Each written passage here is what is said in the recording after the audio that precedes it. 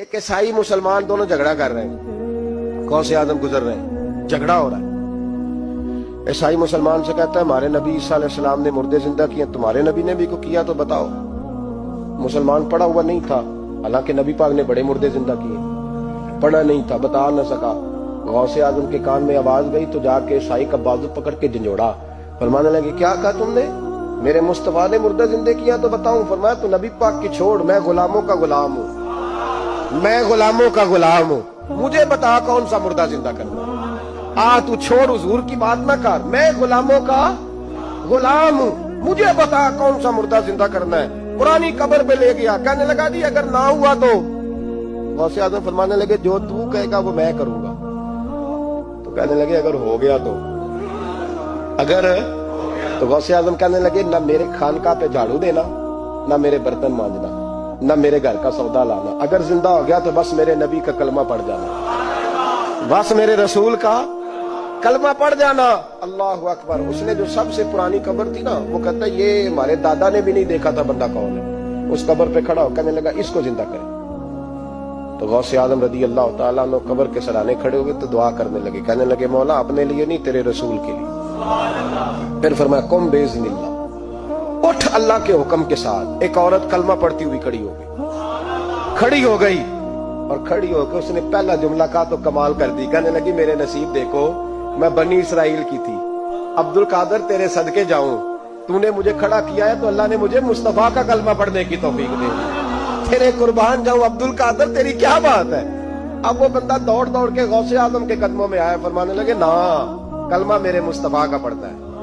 آج نا کرامت کی بات آتی ہے تو بندے چھپنے لگ جاتے ہیں، کہتے ہیں نہیں نہیں یہ نہیں ہو سکتا، بڑا مدافعانہ سا عمل، بڑا شرمندہ سا نہ بولا جاتی۔ وہ غوث پاک ایک دن ایک صاحب کرامت بیان کر رہے تھے تو بڑے جھجک کے حضور غوث اعظم، میں نے کہا تو بیٹھ مجھے بیان کرنے دے، تو ڈر رہا ہے کرامت سے، ڈر رہا ہے، مجھے بیان کرنے دے، میں بیان کرتا ہوں، مجھے بیان کر دے۔ مولانا علی قاری علیہ رحمہ نے لکھا ہے، دیگر بہت سارے لوگوں نے لکھا ہے، غوث اعظم خطبہ دے رہے تھے، تقریر کر رہے تھے، اچانک ہاتھ آگے بڑھایا تو یہاں تک ہاتھ بھیگ گیا غوث اعظم۔ ہاں کھول کے دیکھے، کھول کے بات کر رہا ہوں، ہاتھ یہاں تک بھیگ گیا۔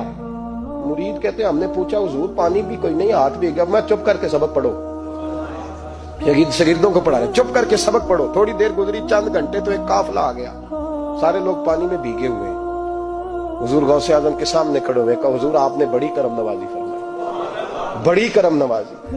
وہ شاگرد کہنے لگے ہوا کیا؟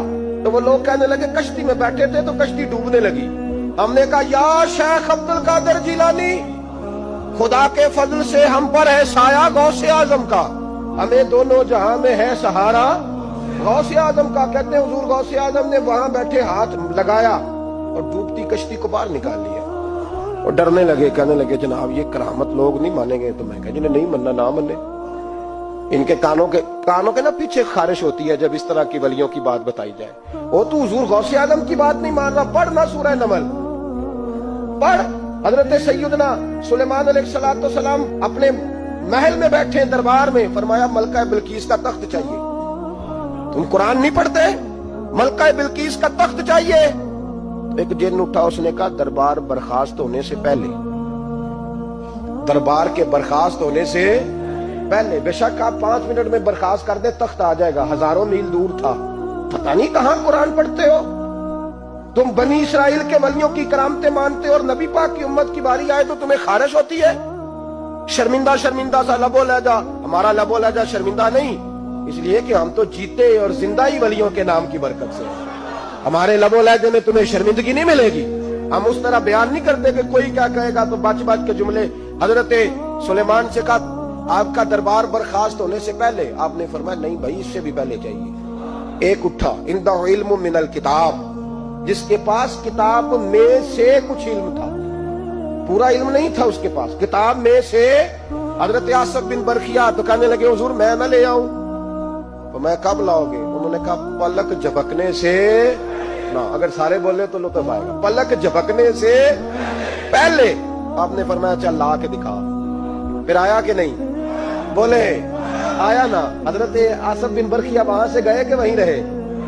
آیا نا تخت، 80 فٹ اونچا، 80 فٹ چوڑا، 80 فٹ لمبا، اتنا بھاری کہ شاید 50 لوگ نہ اٹھا سکیں، वो आया, सामने रखा तो हजरत सुलेमान कहने लगे ये क्या है? तो जनाब आसिफ बिन बरखिया कहने लगे हाजा मिन फजली रब्बी, ये मेरे रब का और जिन पर निरा फजल है उनकी ये शान है, जिनको अल्लाह के वबश्शिरिल मुमिनीना बिअन्ना लहुम मिनल्लाहि फज़लन कबीरा।